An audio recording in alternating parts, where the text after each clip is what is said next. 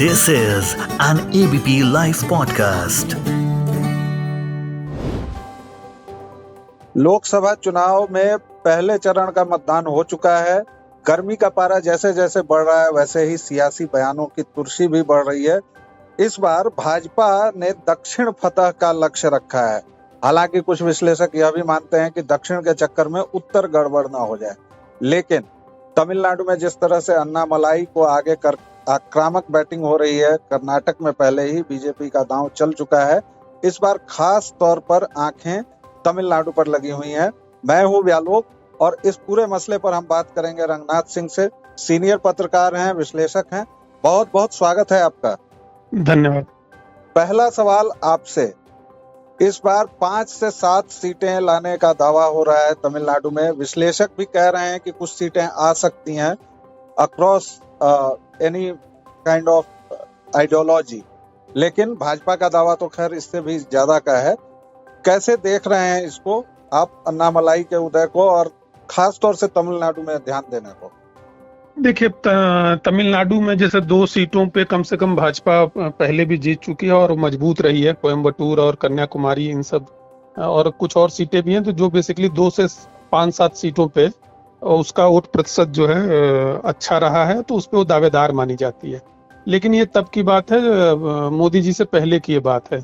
Modi era से पहले ही 98-99 में ही जीत गई थी बीजेपी वहां पे सांसद की सीट। तो अभी जो तमिलनाडु का जो अन्नामलाई फिनोमिनन है, तो मुझे लगता है कि ये बहुत ही लंबी रणनीति के तहत अन्नामलाई को लॉन्च किया गया है, क्योंकि बीजेपी का जो चुनावी रणनीति है वो पहले सीएम फेस घोषित करने की नहीं रही है। अन्नामलाई के केस में जैसे पीएम अब मोदी जी जब बने तो उससे पहले ही उनको हिंट कर दिया गया था प्रचार का प्रमुख घोषित करके, तो कैंपेन का हेड करके तो पीएम वो बने। लेकिन अन्नामलाई के मामले में तो और भी क्लियर है। तो मुझे लग रहा है कि तमिलनाडु की जो पॉलिटिक्स बहुत लीडर सेंट्रिक रही है शुरू से, पेरियार के जमाने से लेके अन्ना दुरई के जमाने से लेके करुणानिधि, जयललिता। तो तमिलनाडु में तो एक पर्सनालिटी कल्ट की बड़ी स्पेशल फॉलोइंग रही है अन्य राज्यों के उलट। तो उसको भी समझ रही है बीजेपी की एक नेता तो उनको देना पड़ेगा, खासतौर पर जयललिता जी के निधन के बाद।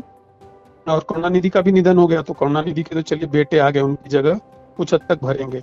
जो एंटी डीएमके वोट है और जो मूलतः एआईडीएमके है, तो उसकी जगह जयललिता जी से, आपको याद ही होगा कि जयललिता जी से मोदी जी के बड़े अच्छे संबंध रहे हैं। जब मोदी जी ने शपथ ग्रहण किया था गुजरात में, तो बहुत सारे नेताओं ने और सीएम ने खासतौर पे बैकआउट कर दिया था, लेकिन जयललिता जी गई थी। फिर एक जमाने में जब सभी दल विरोध में थे, तो जयललिता जी ने राम मंदिर मुद्दे पे भी भाजपा का साथ दिया था और लंबे समय तक पार्टनर भी रहे हैं। पिछले चुनाव जेपी के लिए अब डीएमके का प्रतिपक्ष के तौर पे भाजपा देख रही है, जयललिता के विरासत के तौर पे भी देख रही है, लीडर के तौर पे उसने अन्नामलाई को प्रस्तुत कर दिया है। और वोट प्रतिशत जो है वो, जैसे जो एकदम एंटी बीजेपी विश्लेषक हैं वो भी मान रहे हैं कि 10% से ऊपर चली जाएगी। अगर आप ध्यान दें तो पिछले चुनाव में जो है डीएमके को 32-33% वोट मिले थे, और फिर उसके बाद कांग्रेस इन लोगों को जो वोट मिले थे। लेकिन तो यानी 32-33% वोट पाने वाली पार्टी जो है वो करीब आधे से ज्यादा सीटें अकेले जीत सकती है। तो अगर 10-15% वोट पाती है भाजपा, तो हो सकता है कि सीटें उसकी कम हो। लेकिन वही होगा जैसे बंगाल में आप याद करें कि पहले भाजपा ने 3 सीटें जीती थी विधानसभा में, फिर लोकसभा में वो 17 सीटें जीत गई, और उसके बाद जो विधानसभा हुई तो भाजपा सीधे 3 से 77 सीटों पे पहुंच गई। तो मुझे लगता है तमिलनाडु में भी वही फार्मूला अपनाया गया है कि लोकसभा में 2-4 सीटें पाएंगे, वोट प्रतिशत बनाएंगे, और जब 2026 में विधानसभा चुनाव होगा तब भाजपा की ये जो पिछले 5-7 साल से आप देखेंगे कि मोदी जी बार बार तमिल चीजों को इमोशनली कनेक्ट करने की कोशिश कर रहे हैं, चाहे वो सेंगोल हो या तमिल लैंग्वेज हो या तमिल ड्रेस पहन के इंटरव्यू देना हो या काशी तमिल संगमम हो। तो ये एक लंबी तैयारी है और मुझे लगता है कि जिसका क्लाइमेक्स 26 में दिखेगा। ये सेमीफाइनल है, लोकसभा जो है सेमीफाइनल। आपसे यही सवाल मैं पूछना चाह रहा था और आपने उस पर बात शुरू कर दी। 2024 सेमीफाइनल है, 2026 में फाइनल दिखेगा। चाहे वो काशी में तमिलों का एक कार्यक्रम करवाना हो, काशी तमिल संगम हो या फिर सेंगोल हो, जो सब आपने चीजें बताई, इसमें अन्नामलाई की भूमिका बड़ी हो रही है। खास तौर से उनको जिस तरह से प्रोजेक्ट किया जा रहा है, तमिलनाडु में प्रचार खत्म होते ही, उनके दौर का जो भी प्रचार खत्म हुआ उसके बाद से उनको कर्नाटक में और सीमावर्ती क्षेत्रों में भी उनकी डिमांड हो रही है एक वक्ता के तौर पर, और वो स्टार कैंपेनर उभर रहे हैं। पूरे दक्षिण को इसके जरिए साधेंगे या केवल तमिलनाडु को, या आगे क्या अन्नामलाई के लिए?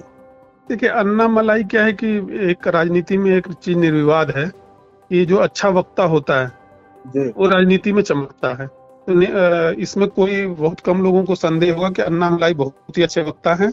और दूसरी बात, अन्नामलाई और दूसरे नेताओं में एक फर्क आप देखेंगे कि अन्नामलाई बड़ा ही नौजवानों के और मॉडर्न लैंग्वेज में बात करते हैं। अन्नामलाई पुराने रेटरिक बहुत कम यूज करते हैं कि ये देशद्रोही है, देश प्रेमी है, इस तरह की नहीं। जैसे आपने अच्छा जिक्र याद दिलाया, तो जैसे अन्नामलाई अभी केरल में थे, तमिलनाडु में चुनाव हो गया, तो केरल में थे तो शशि थरूर की सीट पे वो एक पत्रकार वार्ता या लोगों से चर्चा कर रहे थे। अब उस भाषण को सुनिए। उस भाषण में अन्नामलाई ने कहीं भी राष्ट्रवाद, अल्पसंख्यक, बहुसंख्यक, हिंदू, मुस्लिम, राम मंदिर का जिक्र नहीं किया है। बेसिकली अन्नामलाई ने बड़ा ही फंडामेंटल किस्म का क्वेश्चन उठाया है कि जैसे उन्होंने कहा कि जब मनमोहन सिंह प्रधानमंत्री थे तो उन्होंने एक लेटर लिखा ए राजा को, जो डीएमके के मंत्री थे, कि आपकी ये जो नीति है गलत है। ए राजा ने पलट के उनको जवाब दे दिया कि नहीं नहीं, हमारी नीति सही है। तो अन्नामलाई ने वहां क्वेश्चन क्या पुटअप किया कि क्या आपको ऐसा प्रधानमंत्री चाहिए जिसके कैबिनेट का मंत्री उसकी बात न सुनता हो, और आपको क्या ऐसा प्रधानमंत्री देश चला पाएगा जब चीन और पाकिस्तान जो एक दूसरे से मिल रहे हैं, भविष्य में अगर एक साथ भारत के खिलाफ कार्रवाई करते हैं, तो क्या आपको लगता है कि ऐसी डिवाइडेड कैबिनेट या ऐसे कमजोर तो उस अटैक को डिफेंड कर पाएगा? तो अन्नामलाई एक नए ईडीएम में बात करते हैं और मॉडर्न ईडीएम में बात करते हैं। तो मुझे लगता है, और कर्नाटक से उनका जुड़ाव है चूंकि वो कर्नाटक कैडर के अफसर रहे हैं, तो एक तरीके से वो स्टार कैंपेनर तमिलनाडु और कर्नाटक दोनों में है। और एक बात जो बार बार आपने भी शुरू में कहा, मैं इसको लिखा भी है, जोर देना चाहूंगा कि दक्षिण भारत की सबसे बड़ी संसदीय पार्टी भाजपा ही है। एक ऐसा झूठ है जो बार बार बोला जाता है कि दक्षिण भारत में आज भी 26 सांसद हैं भाजपा के पास, जो डीएमके से भी ज्यादा हैं, कांग्रेस से भी ज्यादा हैं, सीपीएम से भी ज्यादा हैं। और दक्षिण भारत का जो एक बड़ा राज्य है कर्नाटक, उसमें भाजपा पिछले 20 साल में करीब आधे समय तक सत्ता में रही है। तो आप मान लीजिए 50-50 रही है।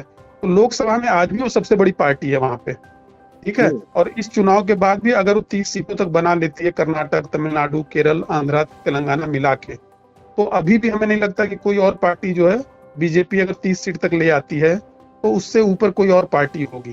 तो एक आखिरी सवाल आपसे, कुछ लोग यह लगातार कह रहे हैं कि दक्षिण के चक्कर में उत्तर न बिगड़ जाए, और जहां तक अन्नामलाई का सवाल है तो उनका कुछ कनेक्शन उत्तर प्रदेश से भी रहा है, वो यहाँ पर आईपीएस के तौर पर भी रहे हैं और खासे लोकप्रिय भी थे। लेकिन ये जो बात आ रही है कि उत्तर पर बहुत ज्यादा ध्यान नहीं दिया जा रहा है इस बार के चुनाव में भाजपा के द्वारा, और दक्षिण पर ज्यादा सेंटर्ड हैं ये लोग, इस चक्कर में कहीं उत्तर न बिगड़ जाए, इस पर क्या सोचते हैं? नहीं, मुझे ऐसा नहीं लगता। मुझे ऐसा भी जो मोदी जी के मैंने रैलियों का पैटर्न देखा, तो उसमें मुझे लग रहा है कि जैसे जिन सीटों पे भाजपा, अगर पिछले चुनाव में बार बार ये लोग लिख चुके हैं कि 224 सीटों पे भाजपा को संसद चुनाव में 50% से ज्यादा वोट मिला है, ठीक है, और वो उसका आधार क्षेत्र है। तो भाजपा बेसिकली उन सीटों पे भी मोदी जी जा रहे हैं, लेकिन कम जा रहे हैं। जिन सीटों पे भाजपा कमजोर है, तो यानी आप समझ लीजिए कि जिस पिच पे टीम कमजोर है, वहां पे सब पकड़ बल्लेबाज को ओपनिंग के लिए भेजा जा रहा है। तो मुझे लगता है ये बहुत स्ट्रेटजिक है, उत्तर पे ध्यान न देने के लिए। उत्तर में तो योगी जी हैं, अमित शाह हैं, राजनाथ सिंह हैं, लाइन लगी हुई है, और मोदी जी भी ऐसा नहीं कि छोड़ चुके हैं। तो मुझे लग रहा है कि हाँ, बीजेपी जानबूझ के जिन सीटों पे, जैसे कि अब तमिलनाडु में पीएम ने, सारे लोगों को ये समझना चाहिए कि जो लोग, आम लोग जो बात समझते हैं, एक पत्रकार समझ रहा है, एक विश्लेषक समझ रहा है, तो क्या जो लोग 10 बार चुनाव जीत चुके हैं उनको ही नहीं समझ में आ रहा है कि तमिलनाडु में असली संभावना क्या है? जब हमारे जैसे लोग कह रहे हैं कि 7 सीट तक ही है, तो वो कैंपेन तो कर रहे हैं कि हम 20 सीट तक ले आए, लेकिन उनको भी ग्राउंड रियलिटी पता है। स्टिल वहां पे वो क्यों कैंपेन कर रहे हैं? क्योंकि उन्हें लगता है कि जहां 2-4% से वोट गड़बड़ा सकता है, वहां पे मोदी जी का ज्यादा मौजूद होना जरूरी है, क्योंकि वो जो स्विंगिंग वोट है वो बीजेपी के फेवर में आए। और जिसका असर आपको दिख रहा होगा कि तमिलनाडु में मोदी जी की रैलियों पे आप देखिए कि जबरदस्त रिस्पांस है। वो रिस्पांस पहले सिंपैथाइजर बनता है, फिर उसके बाद वो वोटर बनता है। पहले ही चरण में जरूरी नहीं कि वोटर बन जाए। आप बंगाल में देखिए, अचानक 3 से 77 सीट का जंप जो है वो कैसे होता है। दिल्ली में आम आदमी पार्टी पहले 28 सीट पाई, सीधे फिर 60 से ऊपर चली गई। तो ऐसे ही किसी पार्टी का जनाधार बिल्डअप होता है। तो उत्तर जाने न जाने का कोई, उत्तर तो अभी 4 स्टेट में चुनाव हुआ है, जिसमें से कम मध्य प्रदेश और राजस्थान तो उत्तर में ही गिने जाते हैं। तो वहां पे क्या हुआ? तो मुझे नहीं लगता है, बेसिकली ये आर्गुमेंट तो उनका है जो एंटी बीजेपी लॉबी कह रही है, लेकिन उनको बेसिकली उन पे ज्यादा ध्यान देना चाहिए।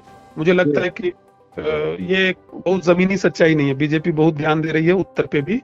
पूर्वोत्तर में मोदी जी ने, पूर्वोत्तर में कितनी सीटें हैं, उंगली पे गिने जाने वाली सीटें हैं, लेकिन अभी आपने देखा होगा कि त्रिपुरा और असम में दोनों जगह मोदी जी गए थे। तो बीजेपी अपने चुनाव प्रचार में कहीं कमजोर नहीं है। सीटें आना जाना अलग चीज है, और उनकी रणनीति तैयार है।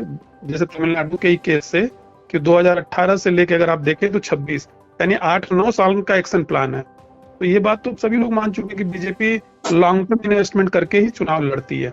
जी, बहुत बहुत धन्यवाद आपका रंगनाथ जी, आपने हमसे विस्तार से बात की, इसके लिए थैंक यू वेरी मच।